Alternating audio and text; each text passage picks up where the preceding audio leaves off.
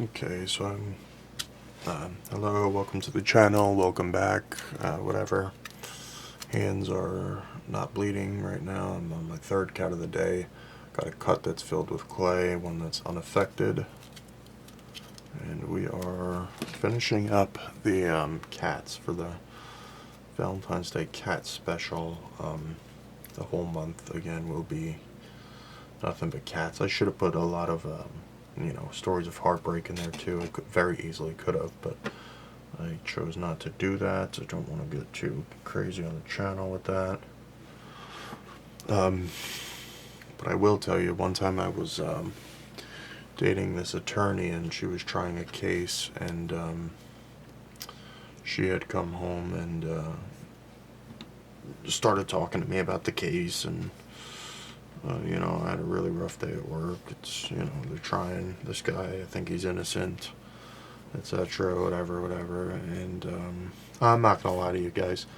The whole time I was thinking about the rats. I was thinking, wow, this reminds me of an incident that I had recently with my rats, where my rats are innocent of what they're being accused of, which obviously is, if you're new to the channel, a lot of people have been accusing my rats throughout the years of being possessed or, containing dark energy entities inside them, all kinds of crazy allegations. So anyway, when I told her, oh, I know exactly how you feel about your client being innocent, because my rats are also constantly accused of things that they, haven't done. She didn't take too kindly to that, and needless to say, I had to get out of there because I do not want to be around someone who doesn't take my rats seriously. And a lot of people tell me, well, maybe you're the problem, and maybe I am, but I stand by my rats, and unfortunately that's what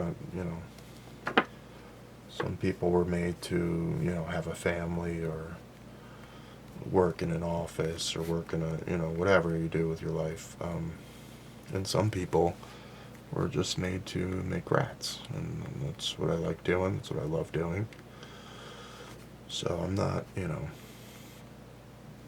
it's really on her that I had to do that. I didn't want to have to kick her out because she couldn't understand about the rats, but I did make it very clear that from the beginning, I'm not here, for your money or your career. I don't, I'm not interested in that at all, actually. I mean, just to be fair, and I don't care about that. I just really, more than anything, just want to be left alone to make the rats. But it's a tough world out there, and this will be posted in February, so that's basically the reason why I'm posting everything in February, is because I am the number one proponent of spaying and neutering. I do not want the cats to be around, and it's almost like a love-hate relationship, because I do enjoy making them, sure, not as much as rats, but really I do enjoy crafting in general, so you got me on that. Do what you will with that information. I know people have been dying for me to admit that I can find some good in the cats, and the only good I have so far are the cats, is that they're there's something I can craft, that's for certain. So what I'm doing now is just kind of forming the scowl, and I am doing this slightly differently than I did on the last one, and that's because the last one was fighting me a little more than I wanted it to, just giving me a little bit of hell on the way. So I think I'm going to just kind of slowly take a step back, is what I'm doing here, analyzing my process and saying, why did that one give me hell and the other ones haven't? And I think it's because I need to shape the scowl prior to any real clay work. You want to get that scowl where you need it to be. And then also on top of that, it is just a little bit tough to determine where everything's going on a rat, or cat, I'm sorry. I got rats on the brain. I'm almost done with my February scheduling, and I'm very ready to get back to my beloved rat crafting. So you kind of just want to, there you go, form that scowl. I didn't want to dirty up the clay too much, and it looks like I've already muddled that, so that's what we're going to do. It's okay, just stick with it. Kind of follow the shapes. You see the jawline forming here.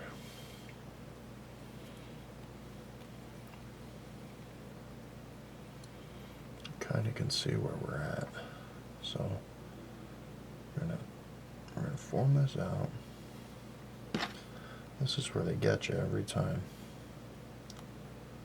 You gotta form that out, and then form this side.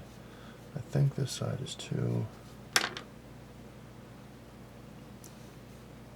I think it's something with the. There you go, right here. Boom. And this needs to be pinched in, because you do need a little bit of a section where the lip is overhanging.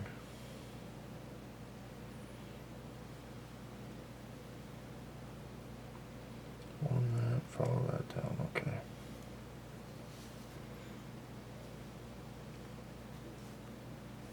And you see that the line that I'm working with is right here, and you want two fairly even, or at least similar lines like this, right here and here. And I see that happening, but something is wrong. I think this needs to be dropped down. The bottom of the lip needs to be dropped down. This needs to be formed out, scowled out, form it out, and scowl it out. Okay, and I think that we're getting closer to where we need to be. I do like the marbling on this, and I can only wish that I was working on a rat with this kind of marbling, because it is really nice to see a nice marbling forming. You know, follow that scowl, and you see this side is just, that's a lot better. I think what we need to do is just close that jaw on both sides very carefully, and then kind of just form that lip. You don't want it to be messy just because it's a cat. I say this in every video.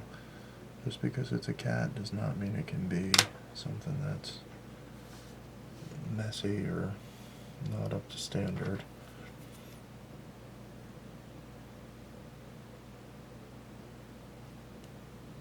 So you kind of push the lips out so they're a little more prominent.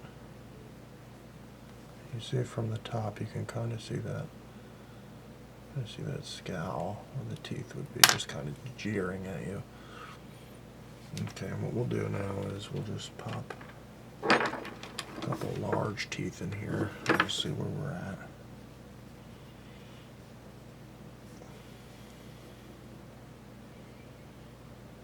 Okay, I think you can kind of see where we're going there. Very careful with the teeth as I drop the tooth.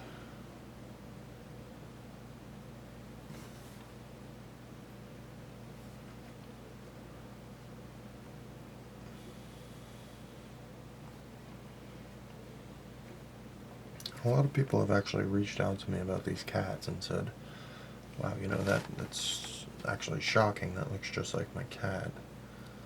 And I just say, you know, of course it does. I mean, most cats pretty much look exactly the same. They're all just pretty much demonic little bastards. So what I do, I like to form a nose, and then I kind of just want to, there you go, give that one a little stripe. And you can pinch the nose and form more of an actual nose shape, like so.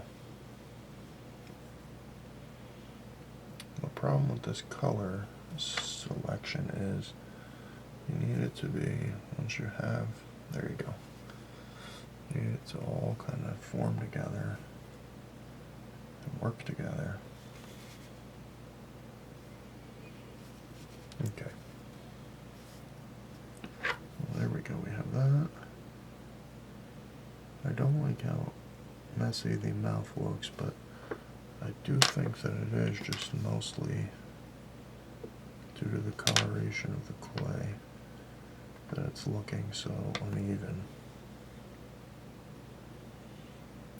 And I do think that is one of the main drawbacks from doing this technique. You do get very nice marbling, I'll give you that, but you do end up with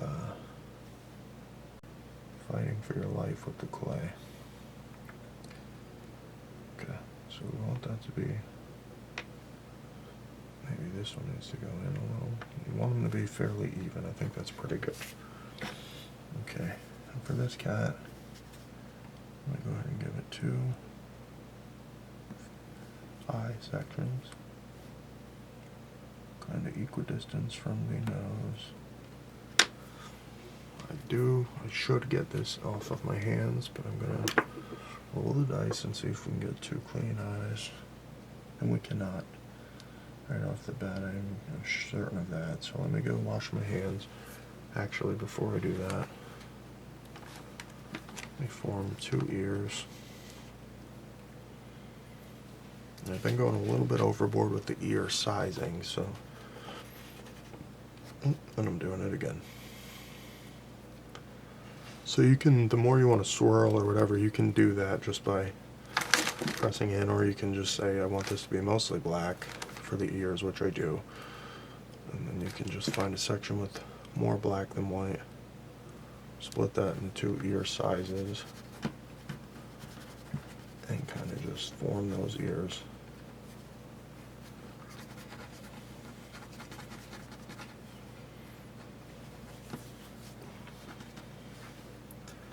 So this one is a little bit too big. So what I'll do is I'll just trim this one down. Now you got 2 equal sizes. And I'll pause for a second. I'll let everybody decide. Is this the right? And I am not sure yet. The right. You are seeing the correct side. Is this the right ear or the left ear? Comment below. Is this the right ear or the left ear? Comment below. And I do think that this is the right ear right here. And this is the front of the ear, because I want it to kind of match with that marbling. I'm going to do something a little bit non-standard. And I'm just going to rough it in with the tool. I don't know what this tool is called. It's basically the only tool I've determined that you need for clay.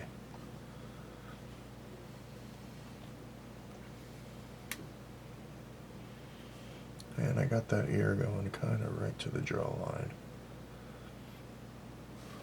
I apologize again for being so far from the camera most of the time here.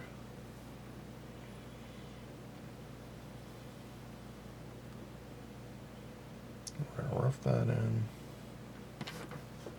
And you see it kind of follows the path down.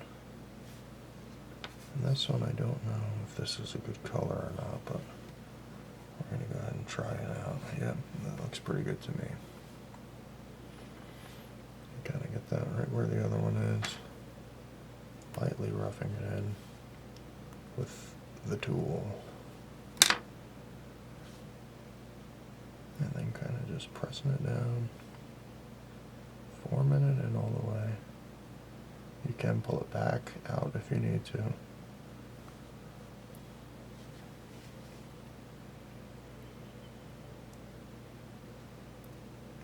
basically just want to blend that in, get it to where you want it. I'm going to push it down a little bit to match the size of this ear. Lift that up. Okay, I'm noticing that this one is not fully blended in like I thought it was. I'm going to blend that in. Okay, now I'm going to go wash my hands really quickly because I need to get 2 clean eyes in there. And I will be right back. Okay, I am back. I'm going to try to do this as quickly as I can. Any clay that is partially contaminated with any other clay color, you can just throw in the pile, and we'll use that to make calicos or calico rats, calico cats, whatever we're doing at the time.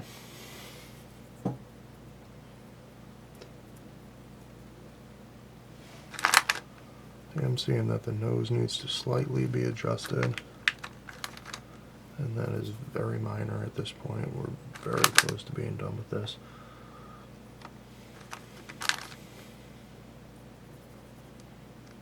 So I might kind of roll a little, kind of a tic-tac, and push it down, not a sponsor. You want it to be kind of similar in size, stature, shape. Just go ahead and bop that in there. When you place your eye, place it and be done with it if you can. The quicker, the smoother you do this. See, I overshot it. I overdid it. I shouldn't have pressed. I pressed too far on that one. So what I'll do is, figure I got one more good shot with this eye.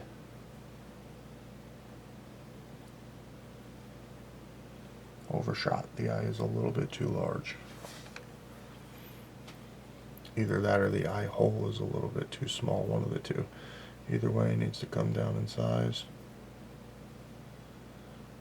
Need to get that in there. Place it. There you go. At the top. There you go. Okay. Nose needs to be slightly reshaped. Face toward the front a little bit more.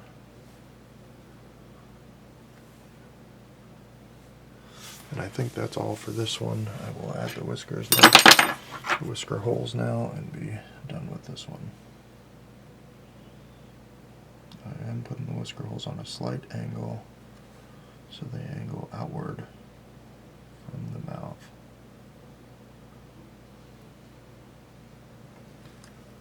Okay, and that is another cat in the bag. We will come back when this bad boy is out of the oven. We're back with this marbled cat. We are just going to quickly do light detail work on this.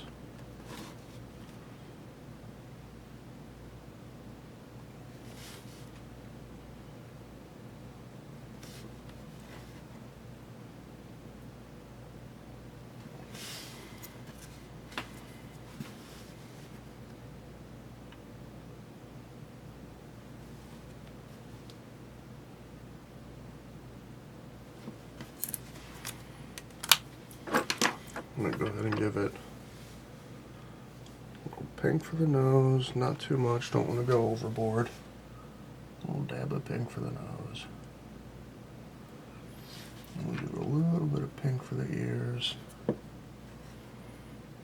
want to go too crazy with this one.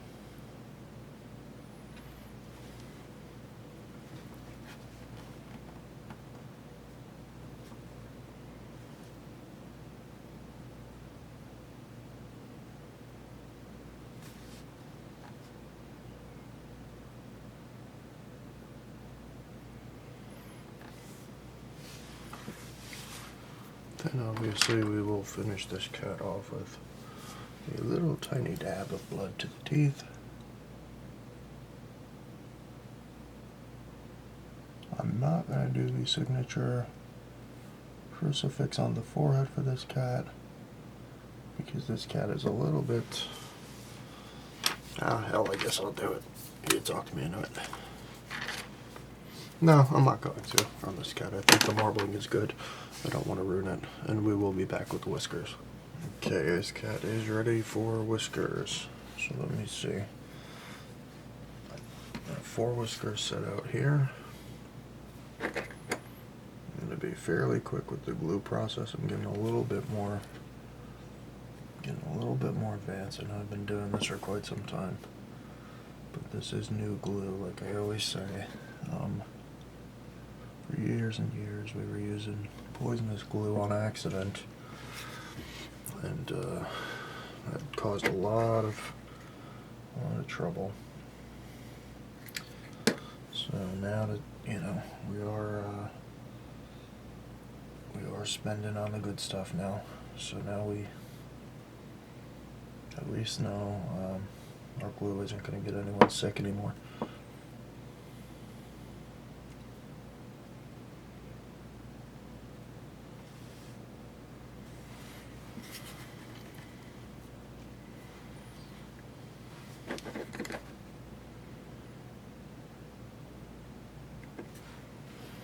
Little globs. You don't want to overdo the whisker glue. Just use little tiny globs if you can help it.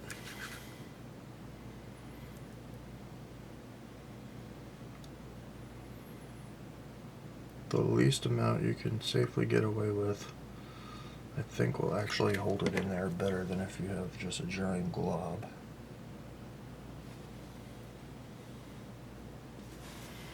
Okay, very happy with that placement. I'll give that just a few moments here to dry up. And it's going to look like this. I want it to be a little bit longer on the top. And that's what I mean when I always say these whiskers will be the death of me. No big deal. I'm going to reapply glue. Go right back to where we were.